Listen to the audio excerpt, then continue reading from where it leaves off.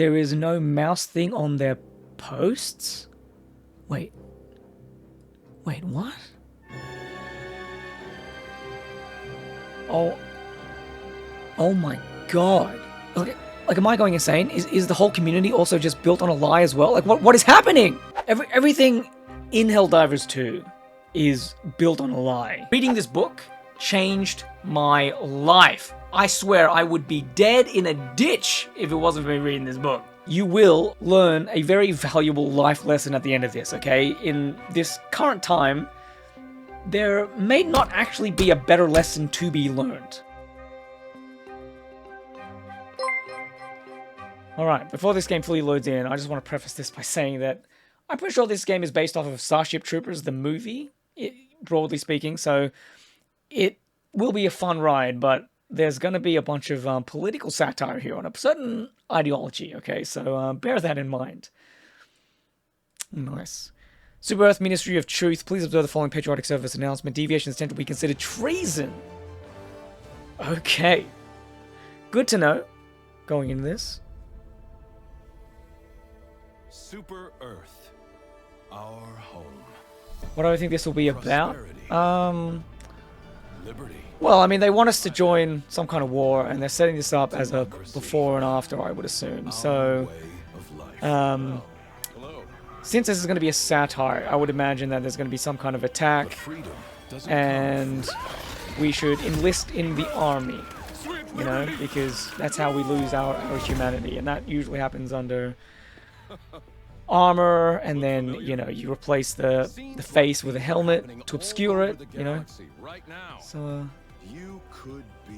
that's probably what's gonna be what happens. Unless you make the most important decision of your life. Prove to yourself that you have the strength and the. Do you like that they gave him the buzz cut as like a transition point before the helmet thing? Yeah, that's right. So this looks like a pretty good thematic sort of game. Like, I think they kind of, they're doing a good job on the satire part. And yeah, we've got a lot of like, yeah, it's fun being a Helldiver, you know, sort of a thing. Become a legend. Become a legend, you say? Become a Helldiver. How are you supposed to be a legend and known like throughout the world of the galaxy when you're just this faceless, nameless Helldiver? Let's go with that.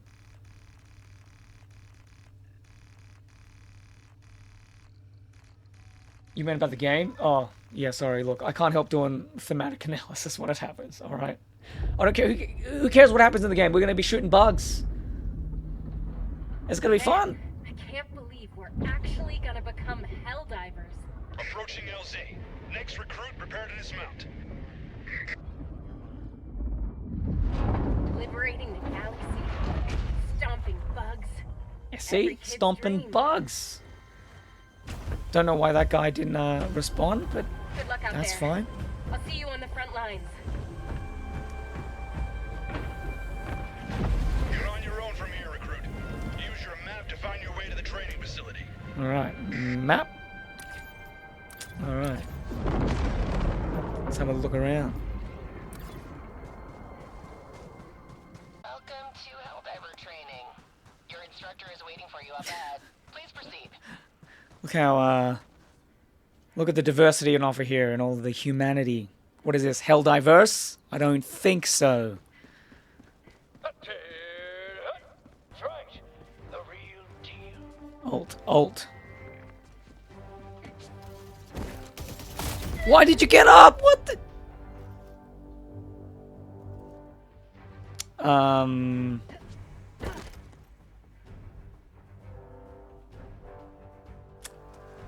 Oh, maybe it's because I held shift. Just trying to run. Note to self, don't run. Sorry, previous me. Wait, is that previous me? Next lesson. Helldivers fight in squads. Meet your new squad mate. Hello, squad mate. Fine soldier. Your brother in arms. A battle-forged bond that could never be replaced. Until now.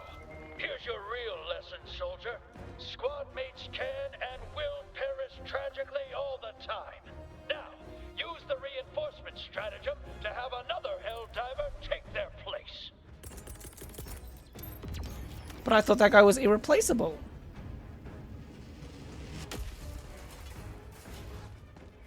Well done, soldier. It takes uncommon resolve to move past the death of your ally with so little pause. So, if I get this straight, this is like, okay, so the previous room was like, hey, okay, here's how to shoot a stratagem out to bomb things. And so this room specifically is meant to train you to be okay with death, essentially, of your fellow squad mates. And then that's fine because you will be the one that survives. But like, is it not easy to just think about this like, hey, what if that guy was me? Because to him, I would be the dead guy. Like, does that make sense? Anyway. Load yourself up, recruit. This is the real deal. It's just you, the gun in your hand. Yeah, look, yeah, I'm being a bit of a communist, okay? Like, thinking about my fellow man and everything, yeah. Those unthinking folks never stood a chance against a genius tactical mind like yourself. You are literally invincible. Literally invincible. Hold up, recruit. That was, not my first Helldivers experience, that was for sure. Noticing a certain lack of, like, people. You know, like, there's not really anyone else here around, which is, somewhat concerning. Though, you know, Big Brother's always watching. What is going on over here? Step up to the platform, recruit. You've earned it. Contract of employment. There's a EULA inside of this? In full shall be considered a breach. Wait, to read these terms and conditions in full shall be considered a breach of clause 3.2. Look, like any other EULA, we ain't reading this. It'll probably be fine. Let's get our cape. Now there's a Helldiver. You remind me of a younger That cut off a bit too quick for anyone else there. and 7 feet tall. So, one of the interesting things here is that it's like, okay, we just finished our Helldiver training. Getting the cape means you're a Helldiver. Yay, hoorah. But, like, there's no one here. There's some, like, lack of humanity, which I guess that follows from the propaganda video. So this is like a reflection of that. But I mean, like, come on. Where's my dad? Where's my mum? You know, they should be seeing me becoming a sick Helldiver. Wait a minute. Wait a minute. Does anyone else see what I'm seeing here? Does anyone else see this? So we're meant to go into this pod, right? And then go get shot off into the war. But, like, we go into our individual pod, but there's all these other pods. Which means, like, this whole exercise up till now has been us individually going through training. We actually even split off from that other guy, which I thought was odd. Normally you'd go through training, like, together as a group. But here you do it individually. And so they have this, like, individualized sort of a thing. You get this individualized celebration. And then, you know, like what happens when you go to war, you kind of lose yourself and have to become part of a collective. So You're finally ready for the realest deal of them all. I feel like that's what's happening now, right? So we're going to go into this... Democracy. Justice. As an individual, we're going to go off into this pod and join the war. And then we're going to be part of this other, like, squad, I guess, of other Helldivers. We're losing ourselves to the identity and being part of the collective of Helldivers.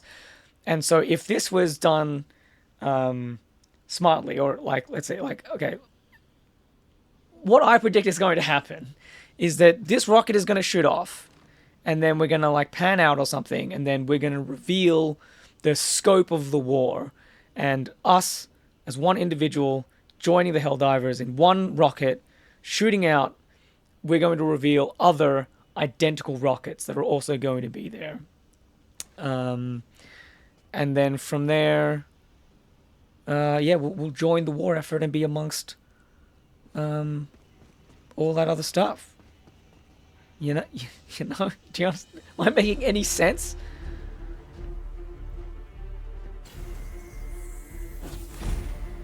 Cargo loading complete. Or no, yeah, you can see it. You can see it going on in the background. You see those little like those lights? They're like other rockets. I didn't pre-watch this. This is just what you get for being just watching like a million billion different things. You gain the power to see through media. Okay, this is what happens. You could do it too. Just watch a stupid amount of stuff. Okay, this is really good because they have the stars, right? So we had like star-like rockets going into the countless number of stars. And so we're going to like do a reverse. So we're going to go back down to like, yeah, stars to the numerous number of ships. And then I assume to like the individual sort of like, Helldivers thing. Name your super destroyer ship.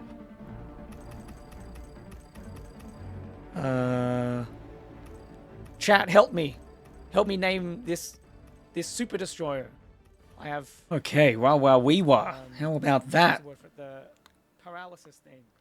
I have choice paralysis. Chat, help me. Look, I reckon, apart from that last little bit there, that guy, whoever he was cooking. All right, absolutely just nailing the analysis there.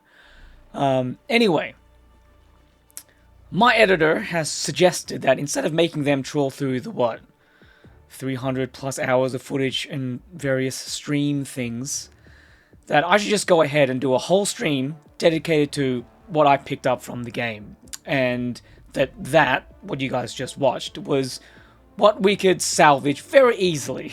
And I gotta say that my intuition was pretty spot on. And not only does much of what I say carry forward into the game overall, I don't think at the time we could very easily have predicted that it would have just also bled out into the real world and thematically apply to the stuff surrounding the game there as well. What am I talking about? Oh, right. Basically, do I want to put this delicately? Everything in Helldivers 2 is built on a lie. And it is this liar, pants on fieriness that also happens to surround the game on a meta level, okay? Dedicated viewers would have been watching me play through the various streams, will have seen me point this out. But again, rather than having my thoughts spread out across those various streams and probably just lost due to no one watching them, today I want to condense my thoughts all into one thing and translate. And the translation of that statement is that my editor, Vincent, refused to go through all of that footage to clip up a video. So, for the sake of his lazy bones, let's unravel Helldivers 2 today and see what truth lies at the heart of not only Super Earth and its, totally politically neutral shenanigans, but of possibly everything in life ever.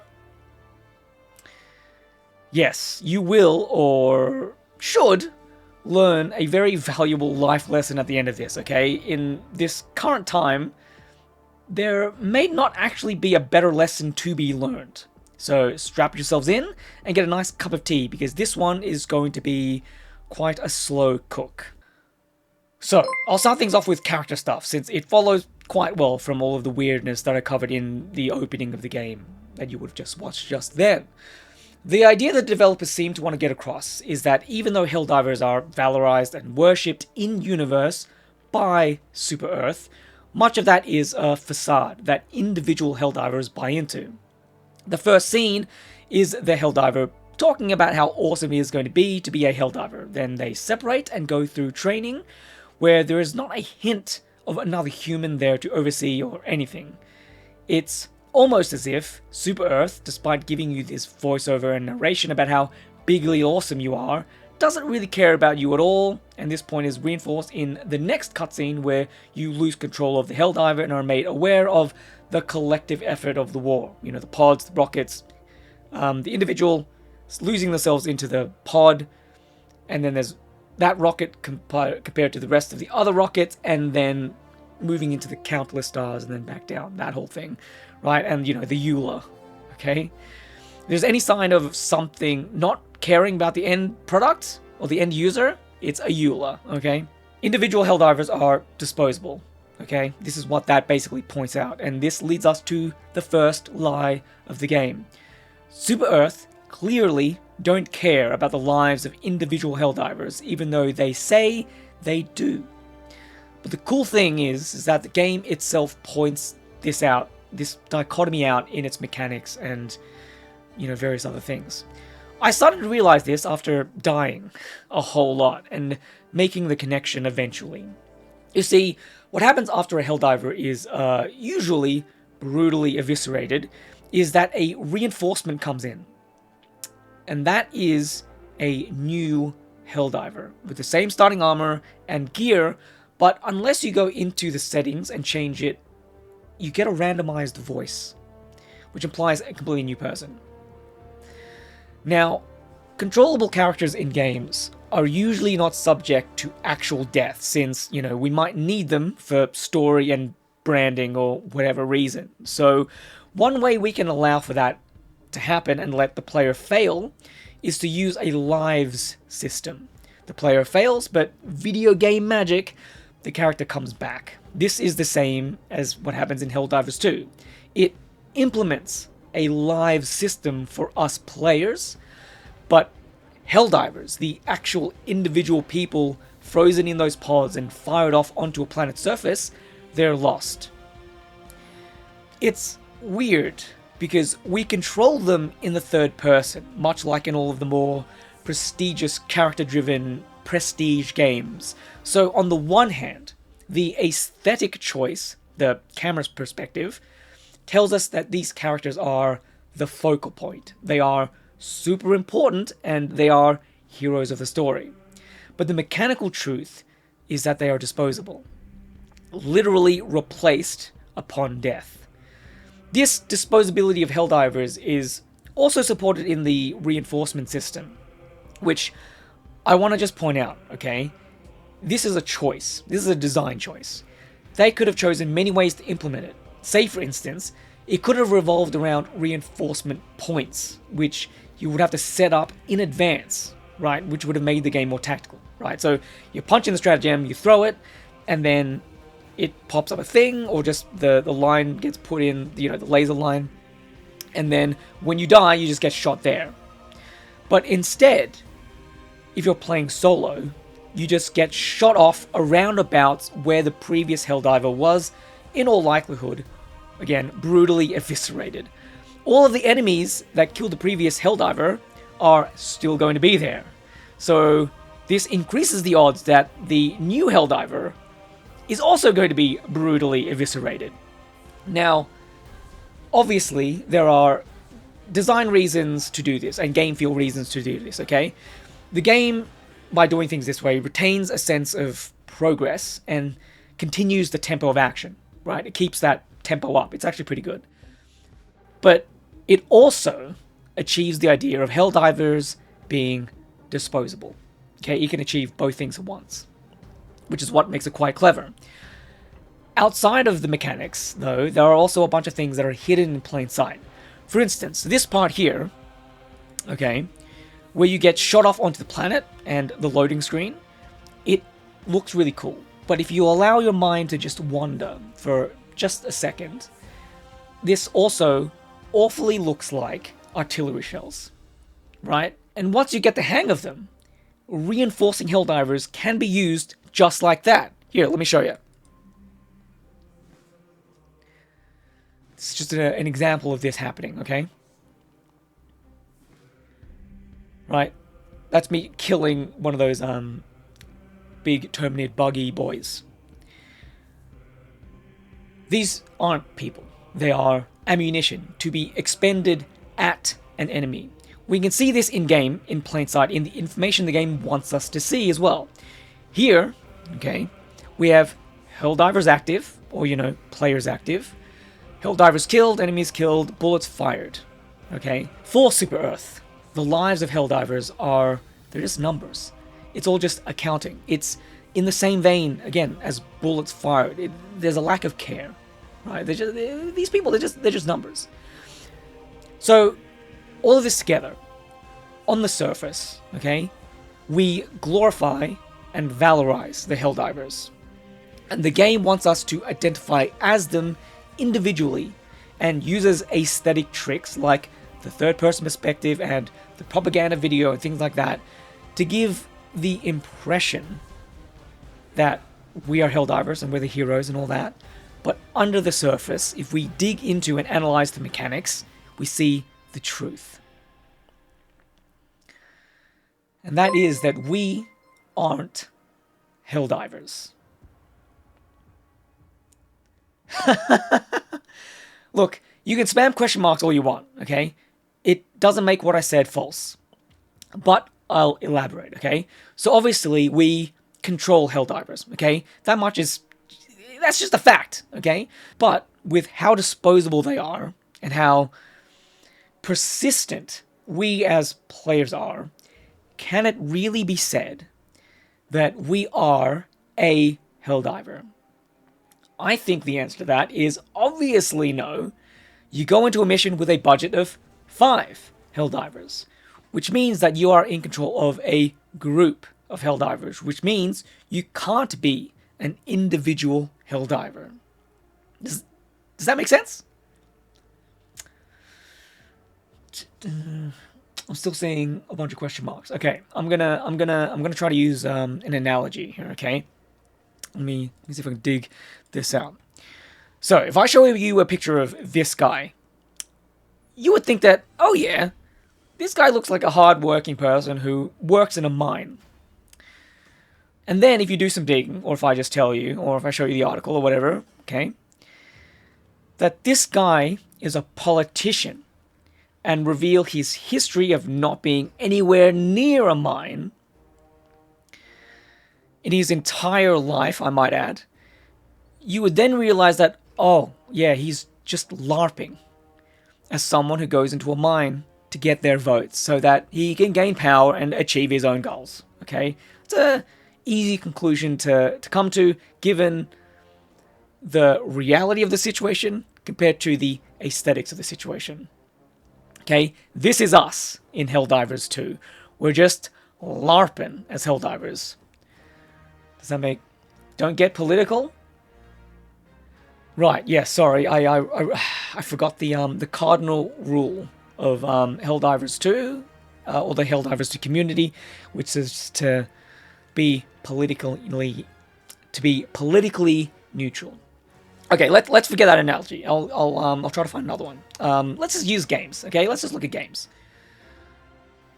as an example. Okay, for me, the easiest comparison is StarCraft or any RTS, but we're going to use StarCraft 2 as an example because I actually have footage of that we'll bring up to use. Okay, so here you are essentially the commander. You have basically full control of the individual units, like a Marine, right? You tell them where to go, they move there. In a way, you control their movement. And you can tell them to shoot, you have control of their actions, all of that kind of stuff, right? But you aren't a Marine, are you? You are the commander and control multiple Marines, even if you only have control of them. Even if you only have control of one of them. Jesus. The difference is that StarCraft doesn't lie about what you are. The perspective is top-down, which suits the view of a commander. Helldivers 2, on the other hand, tries to trick you into thinking you are a Helldiver by putting you in the third person. But of course, when you die, a new Helldiver comes in, right? All of this is potentially an interesting philosophical question that probably should wait for another time. But for now, it doesn't really matter because, again, we're not really controlling an individual here. Oh, yes, chatter, that is actually right. Okay, XCOM. is also another excellent example of this, and is actually a much better example. It's a lot closer than StarCraft is to Helldivers 2, because it too wants you really invested in the troops, but you have, it fully wants you invested in the troops that you have control over, but they are also rather expendable, or at least, easy to lose. The difference, though, is that XCOM truly valorizes the troops, okay? You get to personalize each one quite a lot. You get to name them, and you choose their progression and all this other kind of stuff. They also individually level up, and if they die, which in XCOM is probably more of a when than an if, similar to Helldivers, there is a dedicated little room or a shrine or whatever it is that you remember them by, and every lost soldier for that matter. Helldivers 2 shows no such love to lost Helldivers, okay? It lacks any of those level of customization because that's the point. They're meant to be disposable in the universe of Helldivers 2. The larger claim to what you are in Helldivers 2 is the ship. It's the Super Destroyer, right? It gets the personalization. We see this in the end of that first clip when I was choosing the name. You get to name the Super Destroyer, but you don't get to name any individual Helldiver, okay? It also gets the upgrades. And even the Helldiver gear is technically part of the ship's armory that you sort of foist onto the Helldivers into the pods, I guess, and then they go about their day. Just thinking about the XCOM comparison is really annoying in my opinion, because one of the main issues with Helldivers 2 to me is the Super Destroyer. I think walking inside of it as a Helldiver is a mistake. I get it.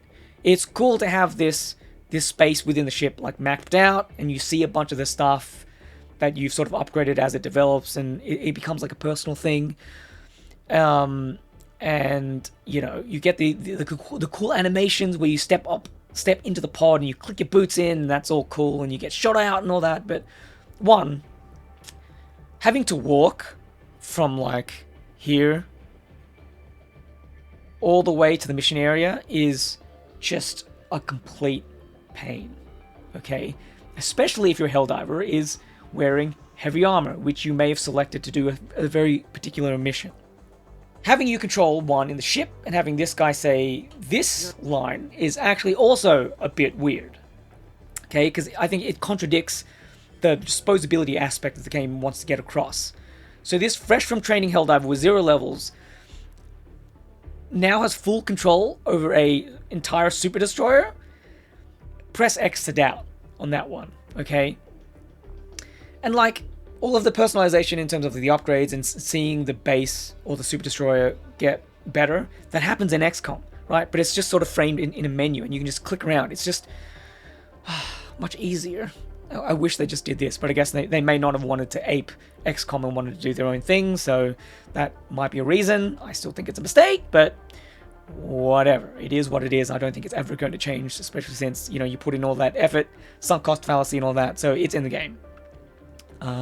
Either way, it is a grievance that I have, and I realize I just went off on a massive tangent. So, Vincent can decide if he wants to edit that out or not, or if it's relevant. Anyway, let's see. Chat, remind me what we're saying. The faking of us being Helldivers thing. Oh, yes, okay. Okay. We talked about that, Okay, the ranks. Okay, someone on YouTube chat said something like, hey, you get ranks in the game, so what if the point of leveling up is to be the admiral of the ship? That is an excellent point, except I still don't think it works with you playing as a Helldiver, because typically as you rank up, you would be further and further from the front line, right? And Helldivers are basically guaranteed to die in a mission. And can you imagine an admiral or a general, or whatever rank it may be, throwing themselves in a pod to basically guarantee their death? I'm going to press X to doubt again on that one, okay? This ranking system does make sense. However, if we consider the idea that we're just LARPing.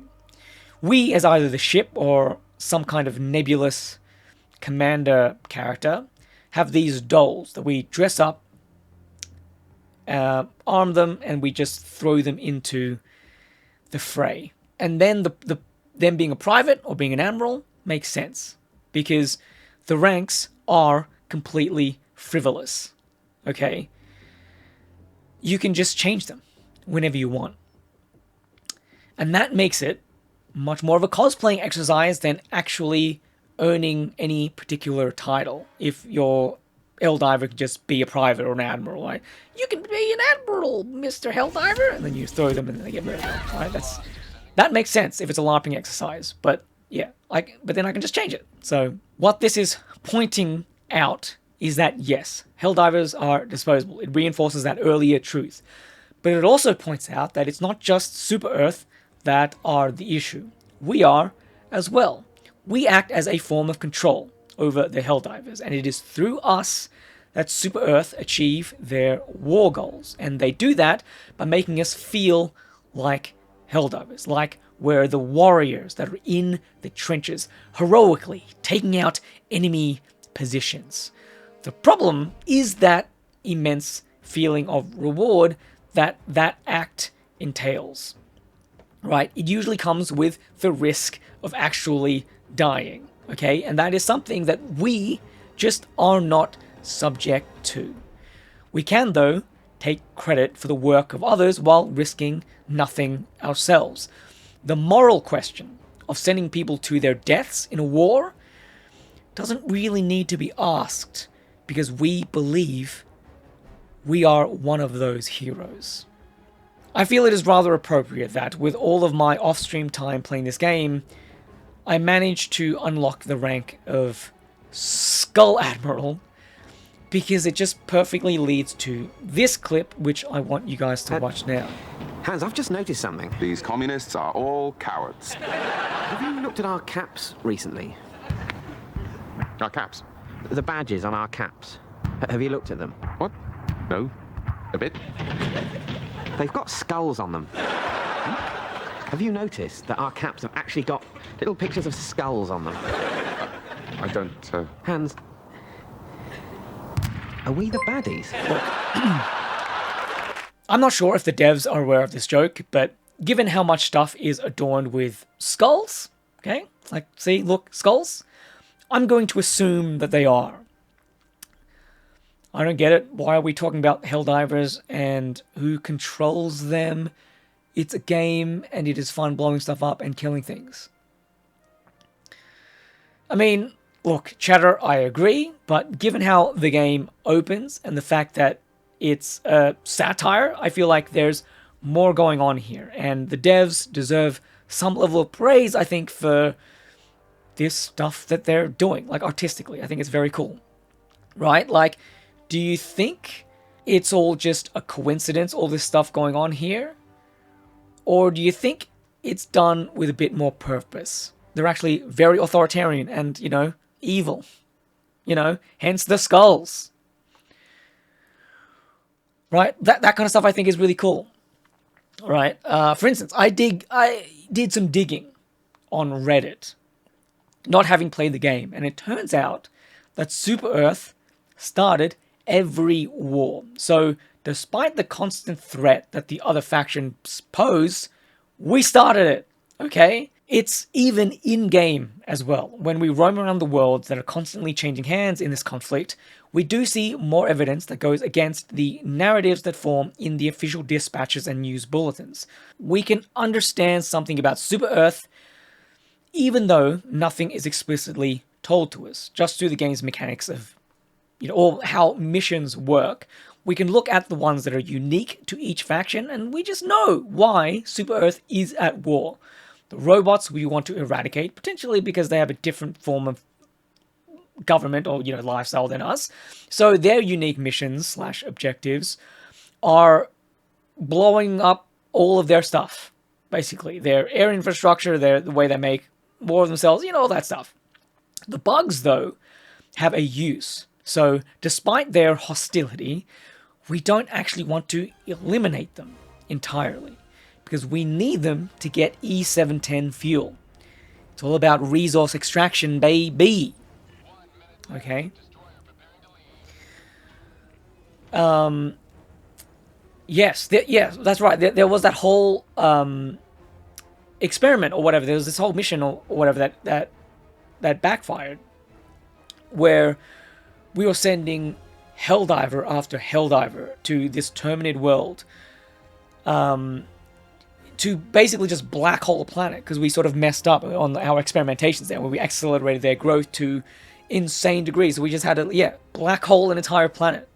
You know, that's crazy. That's pretty evil, you think? Anyway, incidentally, and this might just be because I'm just an avid Metroid boy, this planet that we were turning into a black hole, black holes, the things that are associated with very strong gravity, right? Gravity so strong that light literally cannot escape.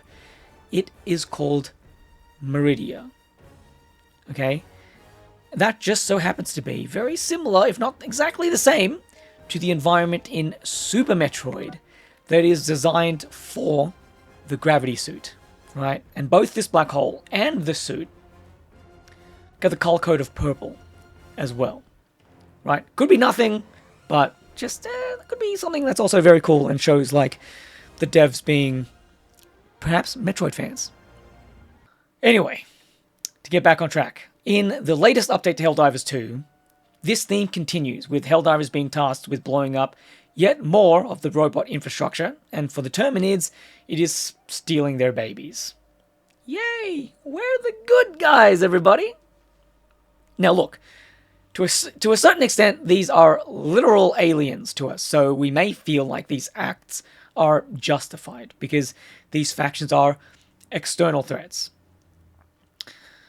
But if you do any digging, research, doing your own research on these sort of authoritarian or, fascist states, is that they're not just bad for outsiders, but insiders as well.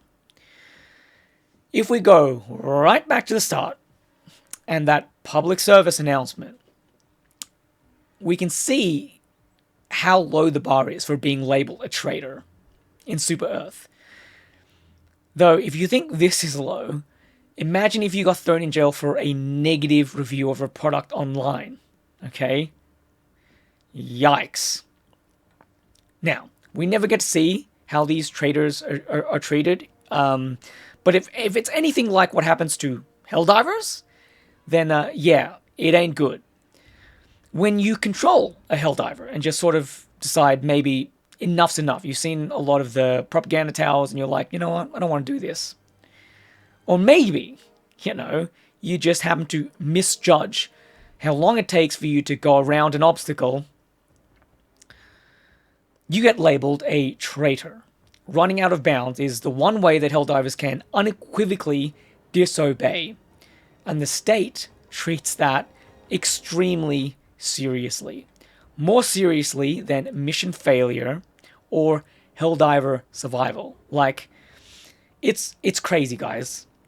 I can go up and just straight up kill civilians. Okay, here's a clip of that going on.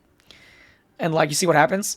We'll lose like money and we might fail the mission, but step out of bounds and it's infinity bombs until you eventually die.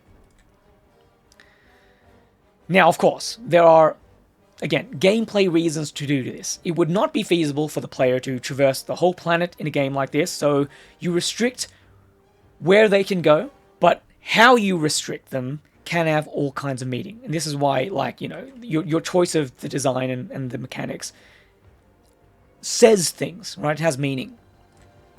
Conventionally, you just throw up an invisible wall, or you could just teleport them back and let them continue. But here, they use an orbital bombardment, which is fairly random and inaccurate in its bombing, right? Why would they choose that instead of, say, the classic detonate bomb that's implanted into the Helldiver's head? or using the orbital rail cannon, which, look, that's a stratagem that I really like. Boom, knocks things out real quick. Okay, very accurate as well.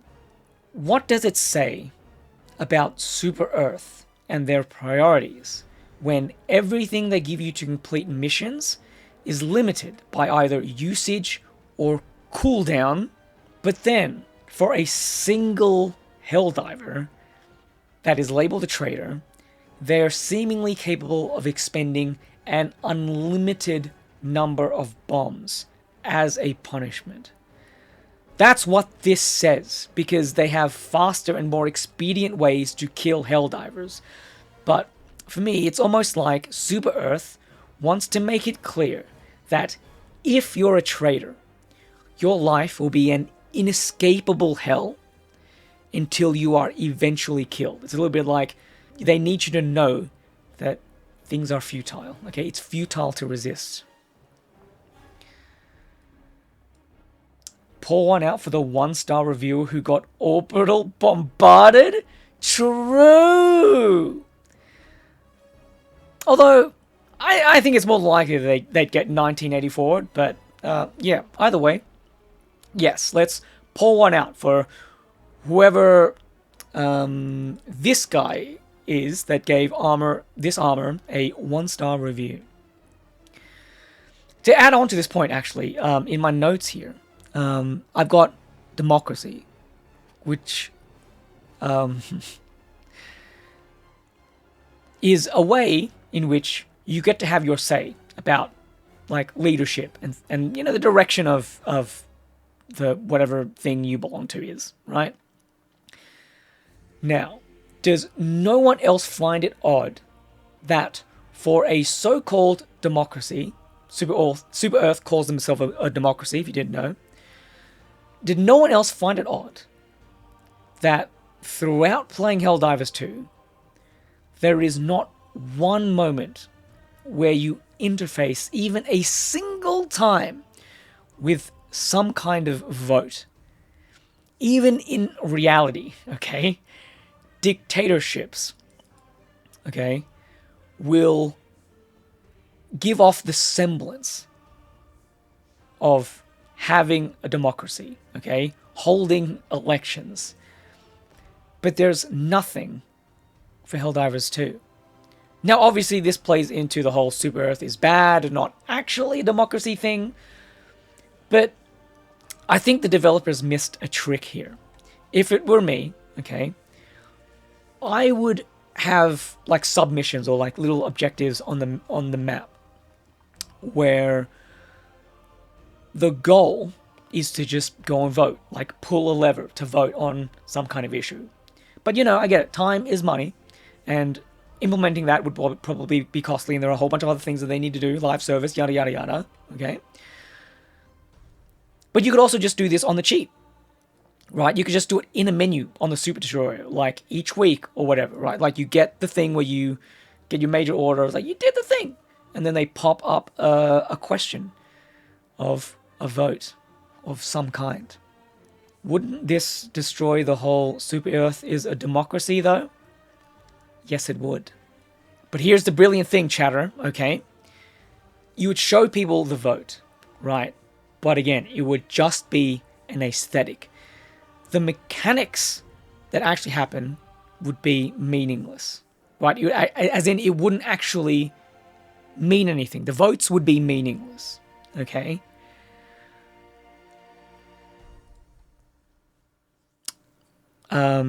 Give us an example.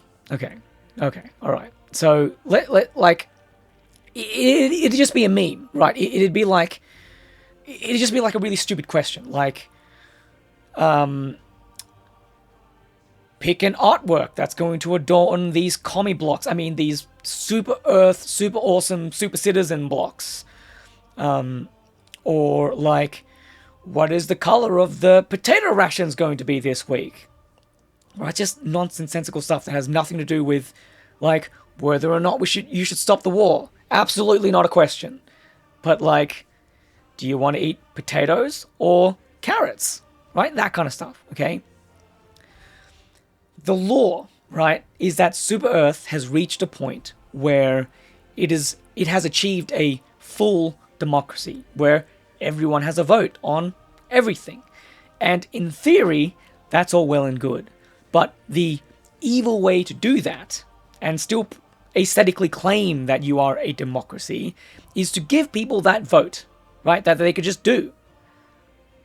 But it doesn't mean anything. The votes don't necessarily go anywhere, or if they do, they don't have any impact on actual governance. Okay?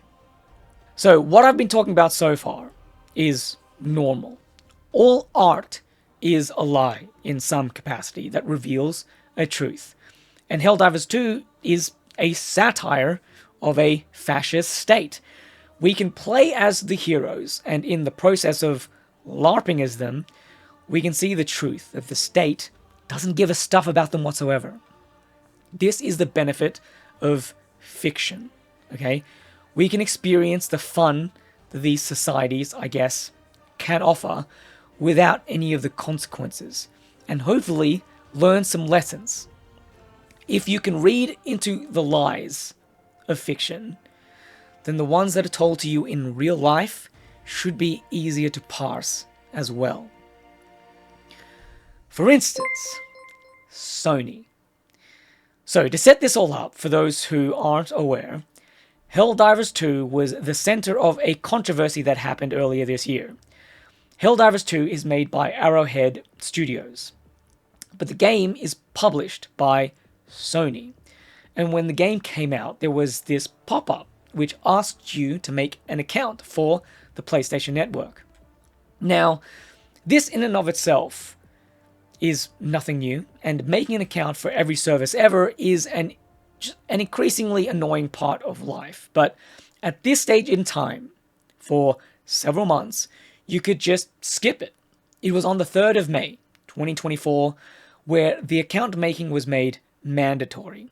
According to Sony, this should have always been the case, but a bug had made it skippable, and for some, this statement did not pass the sniff test.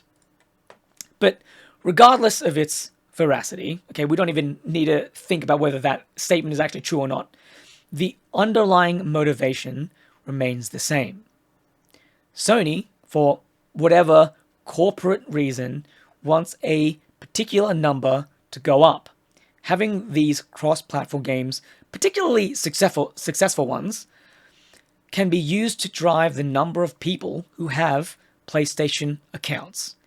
Just having a game succeed is no longer enough. The arms of corporate greed reach ever further. If you want an example of that, we got to remember this article where even a successful game from a studio was, I guess, enough to have this studio shut down, right? Like, this is peak insanity, okay? I don't even know if this would be considered peak or end stage capitalism, but Jesus Christ, the fact that this can happen at all is insane. Anyway, what kicked the hornet's nest, though, was the rest, which wasn't just that we had to make accounts. Some of our fellow Helldivers found they couldn't even do that, since PlayStation Network does not service their country, effectively making them unable to play the game. The game that they liked and paid for, they couldn't play it because they couldn't make accounts in their region. Now, my framing of this as our fellow Helldivers is important, because the game, through a myriad of ways, fosters this collectivist viewpoint. In the map UI, you see where your fellow players are playing, right? If you look around here, this is what you get. Even within the planet you choose, you can see ongoing missions, you know, the ones that are public at least anyway, and you can join them if you want. The major orders are also done through the collective action of all Helldivers, so progress can only be achieved with the help of others, right? Like, a single person is not enough to make these bars get up to the point where we complete these missions, okay? Everyone has to chip in to do that. This furor over Sony's move may have happened anyway, right? That is a distinct possibility. But I believe that the game's very design pushed the movement further. Helldivers Dive, together or not at all, was quite a nice rallying cry that just, I think, organically came out of the community. And people began review bombing the game on Steam in protest. We, of course, got various pundits and influencers and all that also weighed in, and eventually the heat was too much, and Sony relented, no longer requiring Sony accounts to be made. The resulting videos and articles were obvious in how celebratory they were, which is good, celebrating the wins. A consumer movement took down Sony and their authoritarian crackdown on just gamers, the lowly gamers, unjustly affected by this change. Except, this isn't true. But you wouldn't know that if you followed the media, because there wasn't a peep out of any one of these influencers after when things cooled down. You didn't see anyone follow up on this, all right? But if you go into the community posts, we'll find the truth. You see, rather than just remove the requirements to make an account, Sony just completely removed the game from Steam in those affected regions, which meant that those players still couldn't play the game. The whole point of the review bombing and all of that social community movement in the first place, and these guys still couldn't play the game, okay? It's incredibly frustrating because these corporations keep telling us that they're listening and that the customer is always right, or, whatever it may be. But how can that possibly be the case? When they say that they're listening, it's just an aesthetic. It's a facade. Okay? When you dig into it, the truth reveals itself. They don't actually care. Okay? Tommy Din, thanks for the stingy 50-cent donation. You need to talk about the developers. Okay, you misspelled that, but that's fine. They lie constantly too, always nerfing and not listening to the community. Do I want to address this? Alright, look, in general, you can always look to, balance patches and see people just frothing at the mouth and saying with quite a bit of confidence that they know what the game is and what they want and how this thing is OP and that thing is too weak or whatever, but they don't, okay? There's a good example of this that is just brilliant that I would like to share with someone. Does someone have it? It's that Counter-Strike thing. Someone post a link to that in chat, please. Here's the link. Thank you, chatters.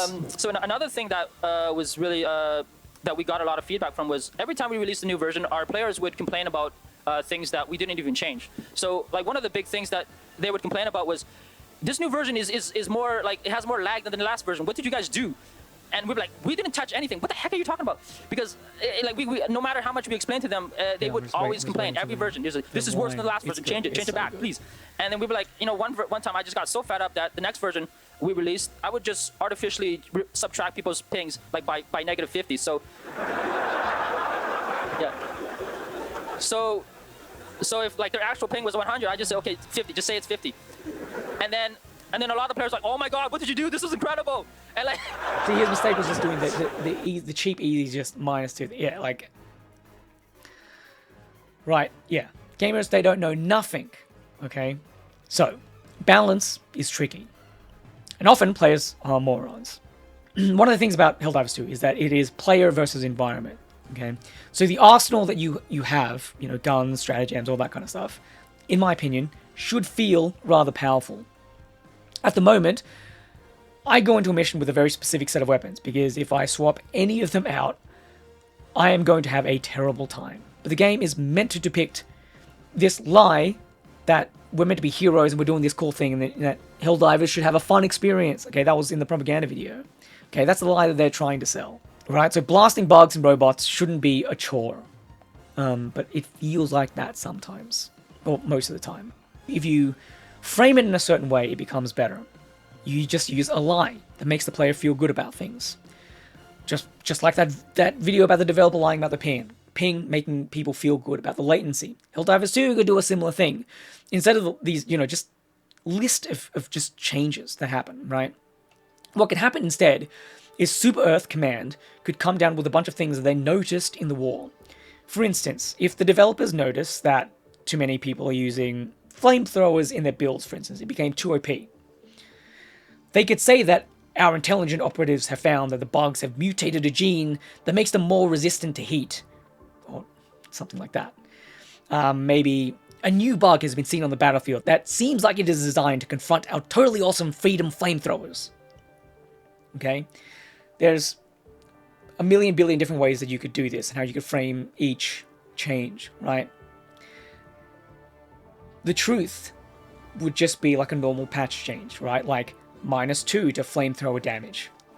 But by framing it this way, framing it like the bugs are adapting, it makes it feel like the war is real. That the bugs are real and that they are responding rather than just another faction in a video game. And the developers are just trying to fix like mistakes in balance by like putting a -2 here or a -5 there, right? It makes everything feel a bit more real.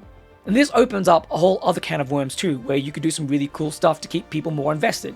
Say for instance, making weapon upgrades a collective effort. There are a lot of missions that are tied into just taking territory and earning rewards just for yourself to upgrade your specific arsenal within your super destroyer, right? But after a while, medals and things like that become superfluous, okay? Like I've been sitting on 50,000 medals for a million years because there's nothing to buy them with at a certain point in time. What you could have instead is that missions where you would earn these medals, right? You could have them update every week, where they like your weekly challenge. Instead of earning like 15 medals. I mean, you could still do that, but you earn the 15 medals and then it'll be like, it adds to like another counter or another bar that is like, this weapon in the game gets a buff for every single Helldiver. Okay, so that's a way you could buff weapons, sort of like on the sly, by having everyone chip into it.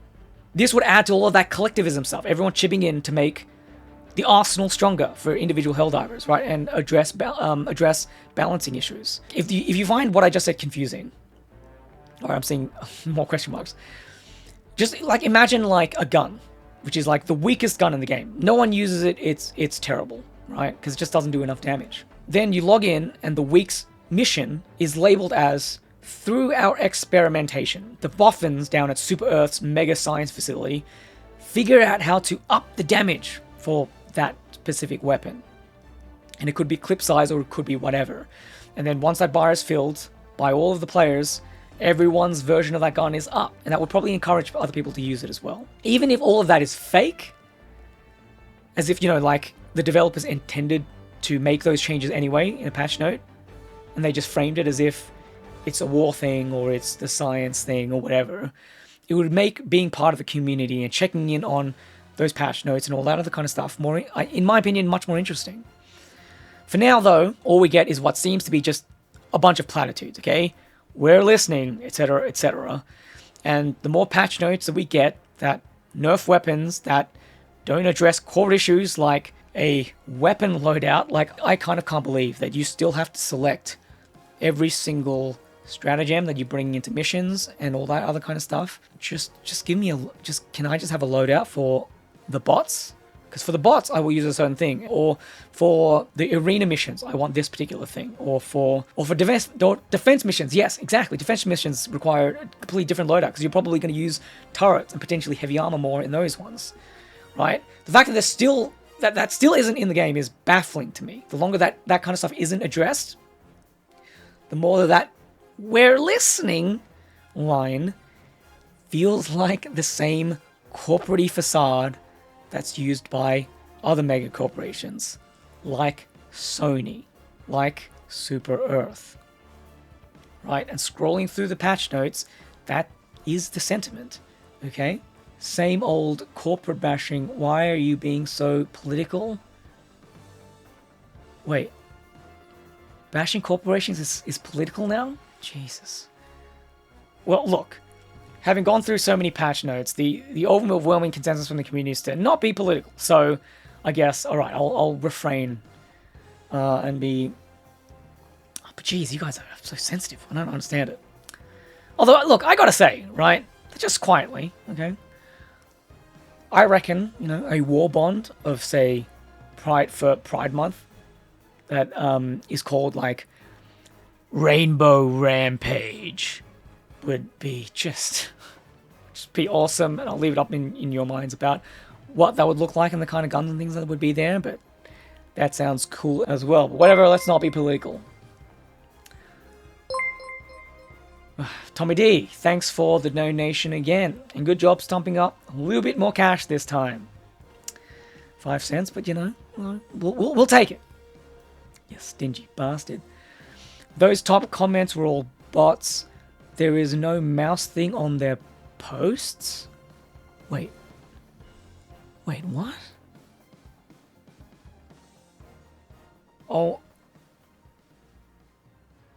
Oh my god. What?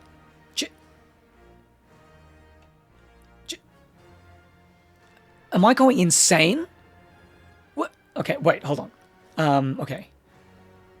Because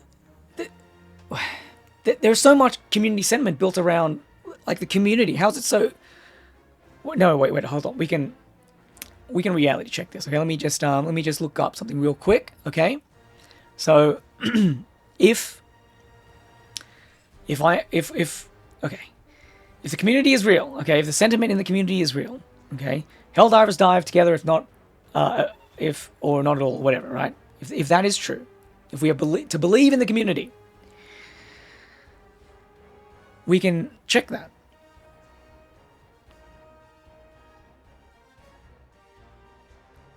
All right, where's the time? The trend line is the same. Chat,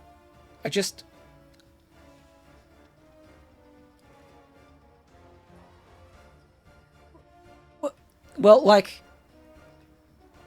it was meant to be a boycott. Right?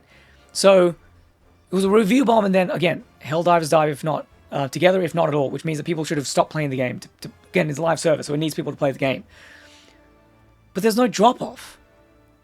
There's no, like, there should be a massive dip here, where the boycott happened, but it's just a trend. The trend just remains consistent.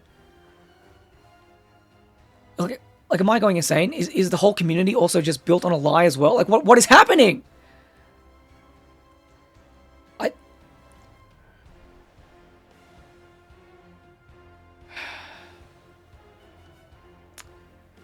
I'm gonna cool my jets. I'm gonna step out a moment and refill my water. Okay, Jesus Christ, oh my God,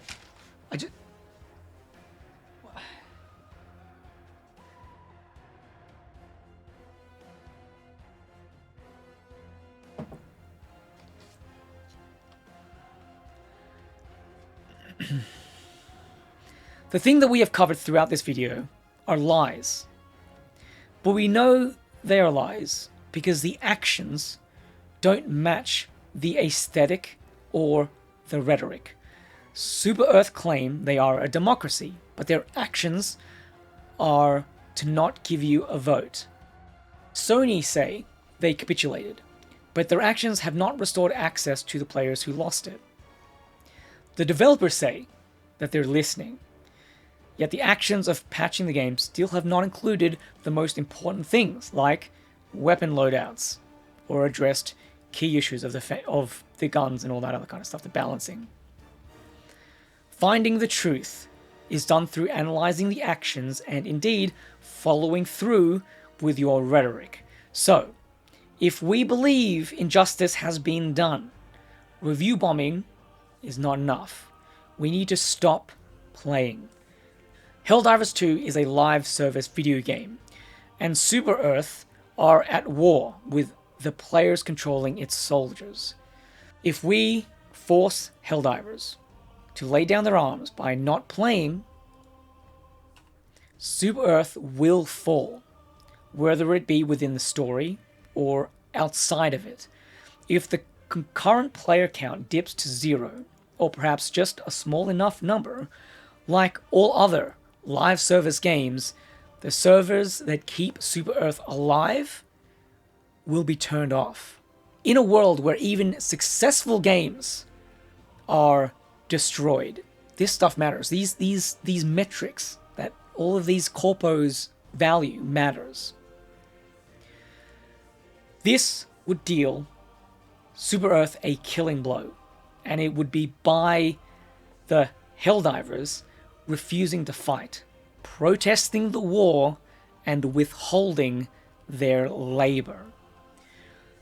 I may expand upon this in a future video, so I'll just leave things with this. The truth of what we're talking about here is something rather political. I can say that since all that stuff, keeping the game neutral and the commentary neutral stuff is literally a fake movement perpetuated by bots. But what I have just described, withholding labor, not playing the game, is a strike action. It is a labor movement, and it might be that change will only occur, whether it be Super Earth, Arrowhead, or Sony, if we withhold our labor from them. Wow, chat, that's crazy. All right, let's I don't have the energy for this anymore. Okay, we're gonna get real. All right, I got this comment in my previous video, and I thought it was an interesting question because the benefits of media literacy aren't obvious, and to many, me spending, Jesus Christ, an hour rambling about the meaning of this and the ties to capitalism here and to fascism there is pointless, because ultimately people just want to shoot bugs with their friends. But as we have seen, it is not just games that lie. This entire stream is a lie, and that last spiel is there for me to push an agenda, because it is in real life that we find how this is useful. We live in a world of doublespeak, of sandwich artists, efficiency dividends, lethal aid, and alternative facts. Elements of the world depicted in 1984 are everywhere to see, hence my referencing it during the stream. It was a book that I was actually forced to read back in like year 8 English, and at the time I would have had the same sentiment as that commenter, right? I would have been like, ugh, what's the point of reading a book about some middle-aged dude with a back problem? Boring. How about you give me some dragons and some sorcery, alright? It's probably a little traumatic to say that it changed my life, but just for the preview, guys, reading this book changed my life. I swear I would be dead in a ditch if it wasn't for me reading this book. Okay, it taught me about power and perception and the ways in which we are manipulated by the state and how they control their image through control of information. Now, it wouldn't be until later in life when I realized that, hold on one second, a lot of the ways states manipulate you is done by people. They too set up an image of themselves that they project outward, just like how Oceania uses Big Brother. And all of the same tools and skills we use to find the truth in media, we can use on people and the words that they say. This is important because liars are everywhere, from your classical snake oil salesman and political figure, but add on to that the newer influencers and bot networks, and it's easy to lose yourself in all of that performativity. But that's exactly what a lot of it still is. It's a performance, one that aims to get your money, your vote, loyalty, or maybe just point you in the direction of some kind of enemy figure. Wokeism. The hyper woke. The ultra woke. Uber woke. The woke karate. The wokers. The woke folk. The woketopians. Those wokesters. Wokeaholics. Wokeristas. Woke gone wild. You know, wokey woke, wokest. Super wokeness. Became woke and then became bloodthirsty. We're woke out of our minds. The woke monster is here. What's so scary about the woke mob How often you just don't see them coming. Life has higher stakes, but the process in breaking this down is the same as how we broke down the lies of Super Earth. To me, this is the true value of this media literacy nonsense, is that it allows you to train yourself to spot the lies. Most of what I guess I do is feel out what I think the message of a game is, and then look for evidence of that thing. But if there are any major contradictions, then that message cannot be true. Super Earth say they are a democracy, but again, no voting, starting all the wars, killing all the Helldivers, etc., etc. Those contradictions defy that message. The same can be applied to Sony and Arrowhead and everyone else, like politicians or influencers. One of the benefits of taking so long to make this video about the intersection between video games and real life and lying liars is that Elon Musk just recently gifted me the perfect example to end on. Elon Musk, for whatever reason, really wants gamer cred. So for a while now, he's been saying that he's this god gamer, one of the best in the world. Top 20 in the world? Or Yeah. top 20 wow, in Diablo. Yeah. And not one of those filthy casual gamers like the ones who play Mario Kart or whatever, but a gamer's gamer, one who excels in Path of Exile 2. Now, even before I show you the contradiction, you could have already made the read that it doesn't quite make sense that Elon Musk, being involved with a bunch of high-profile companies, tweeting all the time, and now inserting himself into politics, would not physically have the time to both do all those things and play the amount of Path of Exile 2 necessary to be one of the best at it. But for some reason, we do not question our Big Brother figures. Shooting rockets into space, making e-vehicles, starting a new department of the government. I actually let myself think maybe he actually is an alien, because there's just no way, unless he's paying people to do it for him, which obviously he's not. But now we have actions to judge Elon by, and as exposed by himself in a live stream, but broken down by Quinn69 TV, nice one. He then goes on to say, oh, kid you... This is max difficulty on hardcore. If there's a way to get higher difficulty, I don't know what it is, but this is everything maxed out. Path of Exile has boss fights and end-game bosses, which are quote-unquote difficult battles. Maps are just farming. You go into maps and you farm them for loot and experience. They're not the most difficult battles, and I don't know if he's trying to deceive people watching the stream into thinking that he's doing some insanely hard thing, whenever he's literally doing something you do to effectively grind or farm. Elon Musk is absolutely just a poser. He's a filthy casual who paid for the prestige of a high-level character without the effort and time cost that usually entails. Does that remind you of anything that we've gone through already? It feels like Elon Musk believes himself to be a good gamer, and so doesn't think it necessary to put in the effort that makes that statement actually true. Just like the politician smearing on the grease paint and putting on the high-vis vest. On the tools once again. Have you been on the tools before? I've done this before. Oh, yeah. Up in the Hunter and... Yep. Yeah. These people require adoration, but don't want to make the sacrifice, so they just LARP. Just like we LARP as Helldivers. In the opposite vein, all of this time has also just completely destroyed a narrative that I myself have built up in this video. I wrote most of it in what is, like, I think quite early last year. So I lumped in Arrowhead Studios with Sony and Super Earth, and that is a little bit unfair. Arrowhead, to their credit, did knuckle down and improve Helldivers 2.